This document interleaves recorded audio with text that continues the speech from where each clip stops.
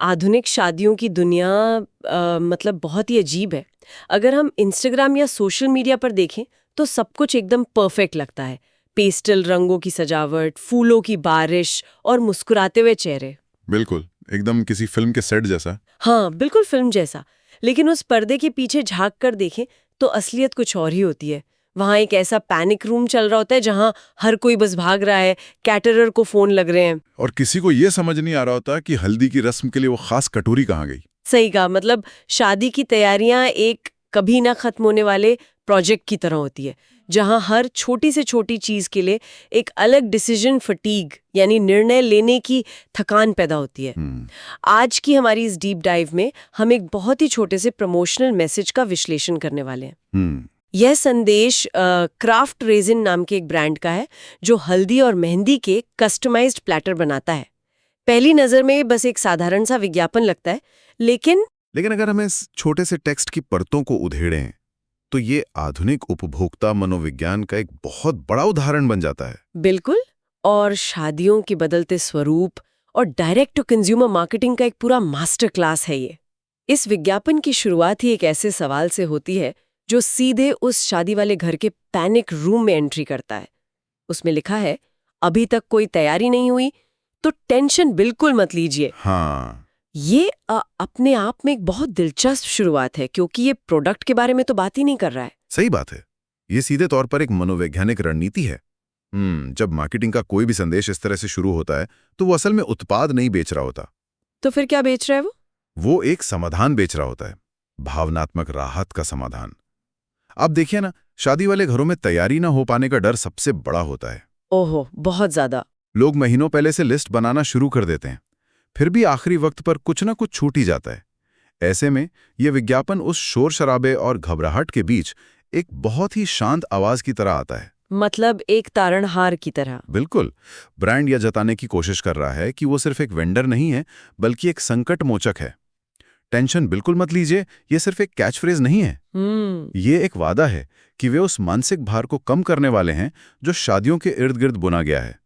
और इसके तुरंत बाद वे समाधान पेश करते हैं। हाँ, वो कहते हैं कि क्राफ्ट रेजिन लाया है आपके लिए एक खूबसूरत कस्टमाइज्ड हल्दी mehndi platter specially for you. और यहीं पर फोकस तुरंत समस्या से हटकर एक बहुत ही एक्सक्लूसिव और व्यक्तिगत समाधान पर आ जाता है। लेकिन यार, यहीं पर चीजें थोड़ी उलझने भी लगती हैं।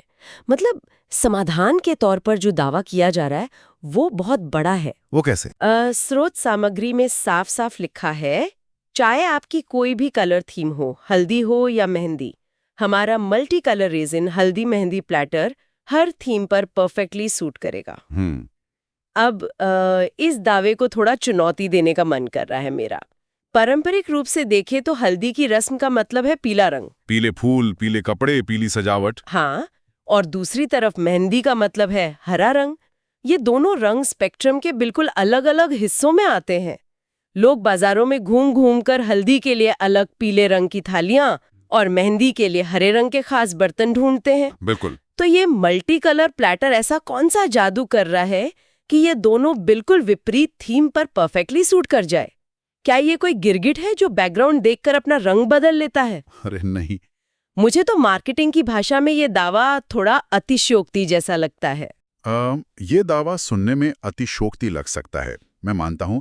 लेकिन अगर हम इसके पीछे की सामग्री यानी रेजिन के काम करने के तरीके को समझें तो ये काफी तार्किक हो जाता है। अच्छा, वो कैसे काम करता है?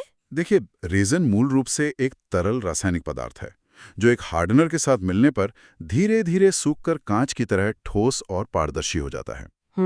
पारदर्शी मतलब आर पार दिखने वाला। हाँ, तो जब कोई कलाकार रेजिन में मल्टी कलर का इस्तेमाल करता है तो वो रंगों को पेंट की तरह एक दूसरे के ऊपर थोपता नहीं है। तो फिर क्या होता है? इसके बजाय रेजिन की पारदर्शी प्रकृति के कारण रंग एक दूसरे में इस तरह से तैरते हैं कि एक अमूर्त या एब्स्ट्रैक्ट पैटर्न बन जाता है। उसमें पीले, हरे और शायद थोड़े सुनहरे या सफ़ेद रंग के पिगमेंट इस तरह से गुंथे होते हैं कि वो किसी भी एक रंग का एक अधिकार नहीं होने देता। अरे वाह! तो जब उस प्लेटर को पीले बैकग्राउंड में रखा जाता है तो आंखों का ध्यान स्वाभाविक रूप से उसके पीले और सुनहरे हिस्सों पर जाता है। अच्छा, और जब मेहंदी में रखें तो? और जब उसी प्लेटर को हरे बैकग्राउंड में मेहंदी की रस्म के दौरान रखा जाता है तो उसके हरे रंग उभर कर सामने आते हैं। रेजिन का ये ऑप्टिकल इल्यूजन या दृश्य भ्रम उसे एक फंक्शनल डिजाइन बनाता है। मतलब ये सच में गिरगिट की तरह काम करता है। बिल्कुल, ये वाकई एक तरह से दृश्य गिरगिट का काम करता है, जो आसपास की रोशनी और सजावट के रंगों को अपने अंदर समाहित कर लेता है। तो ये सिर्फ रंगों को मिलाने का खेल नहीं है, बल्कि रेजिन की उस पारदर्शी बनावट का कमाल है जो रोशनी के साथ खेलती है। ये बात तो समझ में आती है। और अगर ये ऐसे काम करता है तो ये उस टेंशन को खत्म करने वाले वादे को भी सही साबित करता है। मतलब अलग अलग रस्मों के लिए बाजार जाकर 2 अलग अलग डिजाइन खोजने की झंझट ही खत्म। सही बात है, एक ही प्लैटर दोनों जगह काम आ गया। हाँ, लेकिन कहानी यहीं खत्म नहीं होती है। विज्ञापन का अगला हिस्सा एक और नया दरवाजा खोलता है, वो पर्सनलाइजेशन वाला हिस्सा। हाँ, स्रोत कहता है अब आप इसमें अपना नाम कस्टमाइज करा सकते हैं, अपनी पिक्चर लगवा सकते हैं। अगर हम शादियों के इतिहास पे नजर डालें तो हल्दी या मेहंदी का सामान रखने के लिए आमतौर पर घर की सबसे साफ स्टील या पीतल की थाली निकाल ली जाती थी। बिल्कुल, बस एक अच्छी सी थाली। हाँ, उसका काम सिर्फ सामान को एक जगह से दूसरी जगह ले जाना होता था। वो एक बर्तन था। लेकिन नाम और तस्वीर लगने के बाद वो बर्तन तो नहीं रहा। नहीं, बिल्कुल नहीं। वो अब उस जोड़े की पहचान का एक कैनवस बन गया है। ऐसा लग रहा है जैसे शादी का निमंत्रण पत्र खुद उस रस्म का हिस्सा बन गया हो। ये बदलाव बहुत महत्वपूर्ण है। ये सिर्फ एक वस्तु की उपयोगिता से सजावट की ओर जाने का सफर नहीं है। तो फिर क्या है? ये एक वस्तु के पूरी तरह से व्यक्तिगत बन जाने का प्रतीक है। आज के दौर की शादियों में हर चीज का एक कहानी का हिस्सा होना जरूरी हो गया है। सब कुछ स्टोरी टेलिंग है। बिल्कुल। जब एक प्लैटर पर कपल का नाम और तस्वीर होती है तो वो एक साधारण प्रॉप से उठकर उस पूरे इवेंट का एक सेंट्रल पीस बन जाता है। इस घटना को हम आधुनिक शादियों के हाइपर पर्सनलाइजेशन के तौर पर देख सकते हैं। हाइपर पर्सनलाइजेशन, ये शब्द बिल्कुल सही बैठता है यहाँ। हाँ, लोग अब सिर्फ एक रस्म निभाना नहीं चाहते, वे उस रस्म पर अपनी मोहर लगाना चाहते हैं। खासकर इस सोशल मीडिया वाले दौर में। बिल्कुल, सोशल मीडिया और इंस्टाग्राम के इस युग में जहां हर रस्म की सैकड़ों तस्वीरें खींची जानी हैं, वहां हर छोटी से छोटी चीज को फोटो रेडी होना पड़ता है। सही कहा। कस्टमाइजेशन का यह विकल्प प्लैटर को उस दृश्य कहानी का एक अभिन्न अंग बना देता है जो कैमरे में कैद होने वाली है। ये ऐसा है जैसे कोई फिल्म बन रही हो और हर प्रॉप पर मुख्य किरदारों का ठप्पा लगा हो। एकदम सही। लेकिन यार, यहीं पर इस पूरे विज्ञापन का सबसे बड़ा विरोधाभास सामने आता है। अच्छा, वो क्या? देखिए, एक तरफ ये ब्रांड एक ऐसा प्रोडक्ट दे रहा है जिस पर आपका नाम लिखा है, आपकी तस्वीर छपी है और जो पूरी तरह से स्पेशली फॉर यू है। और विज्ञापन कहता भी है कि इसे मल्टीपल यूजेस में भी इस्तेमाल कर सकते हैं, जो बिल्कुल तार्किक है। मतलब शादी के बाद लोग इसे घर में सजाना चाहेंगे, बिल्कुल एक याद की तरह। लेकिन ठीक इसके बाद अगली ही लाइन में एक ऐसा ट्विस्ट है जो पूरी तरह से चकरा देने वाला है। क्या ट्विस्ट है? स्रोत में स्पष्ट रूप से लिखा है, इतना ही नहीं, ये प्लैटर रेंट पर भी अवेलेबल है। अब अगर किसी ने उस प्लैटर पर अपनी तस्वीर और अपना नाम छपवा लिया है तो उस प्लैटर को रेंट पर लेने का क्या मतलब है? कोई और व्यक्ति मेरी तस्वीर वाला प्लैटर अपनी शादी में क्यों इस्तेमाल करेगा? ये एक बहुत ही... या फिर क्या कोई अपने ही नाम वाले प्लैटर को सिर्फ एक दिन के लिए रेंट पर लेना चाहेगा और फिर वापस कर देगा? ये दोनों बातें, कस्टमाइजेशन और रेंटल, एक साथ कैसे काम कर सकती हैं? मैं समझ सकता हूँ, ये एक बहुत ही वाजिब उलझन है और शायद इस स्रोत का सबसे दिलचस्प हिस्सा भी है। मुझे तो बहुत अजीब लगा। लेकिन ये विरोधाभास नहीं है, बल्कि यह एक बहुत ही चतुर बिजनेस मॉडल है जो एक ही संदेश के जरिए 2 बिल्कुल अलग तरह के उपभोक्ता समूहों से बात कर रहा है। अच्छा, 2 अलग समूह? हाँ, जब विज्ञापन कहता है कि ये कस्टमाइज हो सकता है तो वो पहले प्रकार के ग्राहकों को आकर्षित कर रहा है। ये वे लोग हैं जो शादियों की चीजों को मेमोरेबल कीपसेक यानी हमेशा के लिए सहेज कर रखी जाने वाली यादों के तौर पर देखते हैं। हाँ, जो इसे फ्रेम करके रखना चाहेंगे। बिल्कुल, उनके लिए ये एक वन टाइम इन्वेस्टमेंट है जिसे वे शादी के बाद अपने लिविंग रूम की दीवार पर टांगेंगे। ये उनका मल्टीपल यूज वाला पहलू है। ठीक है, ये बात तो समझ में आ गई।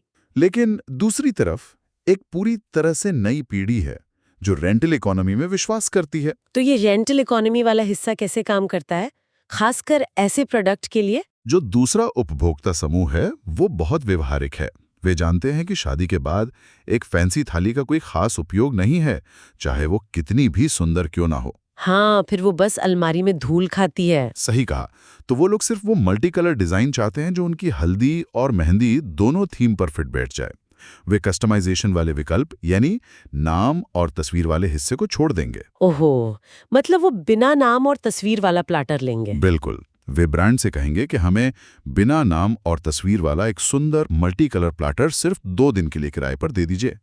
क्राफ्ट रेजिंग ने एक ही विज्ञापन में दोनों तरह के बाजारों को पकड़ लिया है। ये तो बहुत ही स्मार्ट है ना?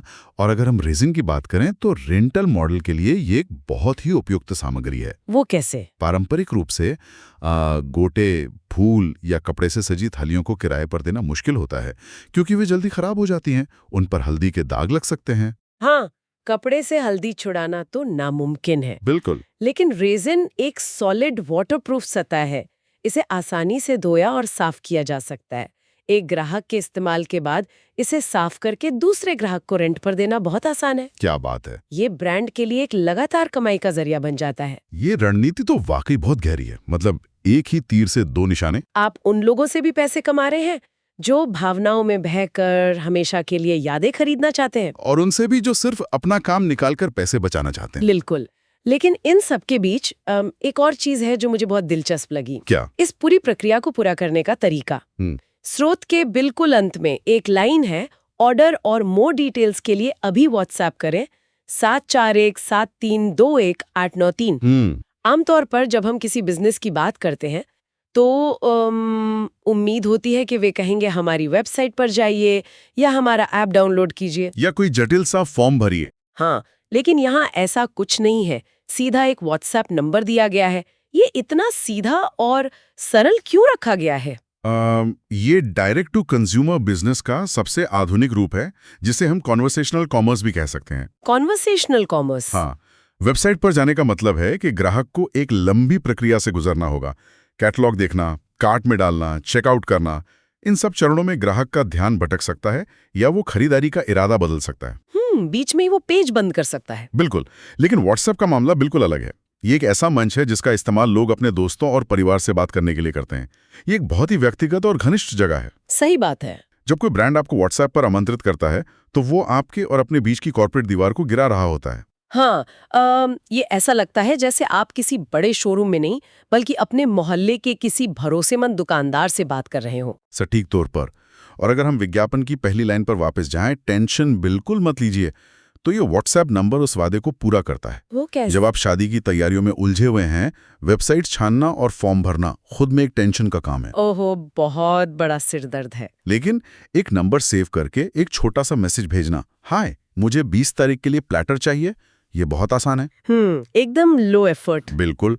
इसके बाद जो बातचीत शुरू होती है उसमें विक्रेता सीधे तस्वीरें भेज सकता है, कस्टमाइजेशन के विकल्प समझा सकता है और ग्राहक को ये महसूस करा सकता है कि कोई उनकी समस्या को व्यक्तिगत रूप से संभाल रहा है। तो ये एक तरह का वीआईपी ट्रीटमेंट महसूस होता है। हाँ, ये कम घर्षण वाली यानी लो फ्रिक्शन सेल्स तकनीक है जो आज के समय में बहुत तेजी से काम करती है। ये देखना सच में हैरान करने वाला है कि कैसे सिर्फ कुछ शब्दों का एक छोटा सा प्रमोशनल टेक्स्ट अपने अंदर इतनी सारी कहानियां समेटे हुए हैं। बिल्कुल। मतलब हमने शुरुआत की थी एक शादी वाले घर की, उस अदृश्य घबराहट से, उस टिक टिक करते टाइम बॉम्ब से जहां कुछ भी तैयार न होने का डर हावी रहता है। फिर हमने देखा कि कैसे क्राफ्ट रेजिन ने उस घबराहट को एक मल्टी कलर्ड रेजिन प्लेटर के जरिए शांत करने की कोशिश की। हमने समझा कि कैसे रेजिन की अमूर्त प्रकृति उसे हल्दी के पीले और मेहंदी के हरे दोनों रंगों के बीच एक गिरगिट की तरह ढलने की ताकत देती है, ऑप्टिकल इल्यूजन की मदद से। हाँ, उसके बाद बात कस्टमाइजेशन की आई।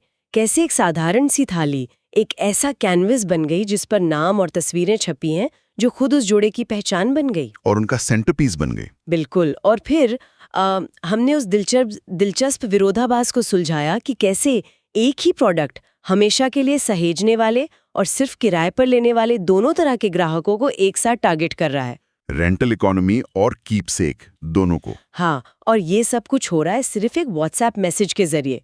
मतलब 7417321893। बस इस नंबर पर एक मैसेज और सब सेट। इस पूरी चर्चा से जो सबसे बड़ी बात निकल कर आती है वो ये है कि परंपराएं कभी खत्म नहीं होती, वे सिर्फ अपना रूप बदल लेती हैं। बहुत गहरी बात कही आपने। हल्दी और मेहंदी की रस्में आज भी उतनी ही जरूरी हैं जितनी सदियों पहले थीं, लेकिन आज का उपभोक्ता उन रस्मों को अपनी आधुनिक शर्तों पर निभाना चाहता है। बिल्कुल। उसे पुरानी परंपरा में नई तकनीक की सुविधा, अपनी व्यक्तिगत पहचान का ठप्पा और आर्थिक व्यावहारिकता सब कुछ एक साथ चाहिए। और बाजार बहुत ही चतुराई से इन सभी मांगों को एक छोटे से विज्ञापन में पैक करके उनके सामने पेश कर रहा है। और शायद यही आधुनिक दौर की सबसे बड़ी खासियत है।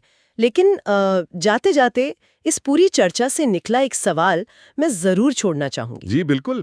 हमने देखा कि कैसे बाजार अब हमारी सबसे व्यक्तिगत चीजों, हमारे नामों और हमारी तस्वीरों तक को एक उत्पाद में बदल रहा है। और साथ ही उसी बाजार ने हमें उन यादों को सिर्फ कुछ घंटों के लिए किराए पर लेने का विकल्प भी दे दिया है। तो सोचने वाली बात यह है कि क्या हम एक ऐसे भविष्य की ओर बढ़ रहे हैं जहां हम भौतिक चीजों को हमेशा के लिए सहेज कर रखने की अपनी पुरानी आदत को पूरी तरह से छोड़ देंगे? बहुत दिलचस्प सवाल है। क्या आने वाले समय में हम चीजों के मालिक बनने के बजाय सिर्फ उस एक खास पल या अनुभव को किराए पर लेना ज्यादा पसंद करेंगे और रस्म खत्म होते ही उस याद को वापस कर देंगे? सोचने वाली बात है वाकई। इस पर विचार जरूर कीजिएगा। अगली बार फिर मिलेंगे एक और नए विषय की गहराई में उतरने के लिए। तब तक के लिए सुनते रहिए।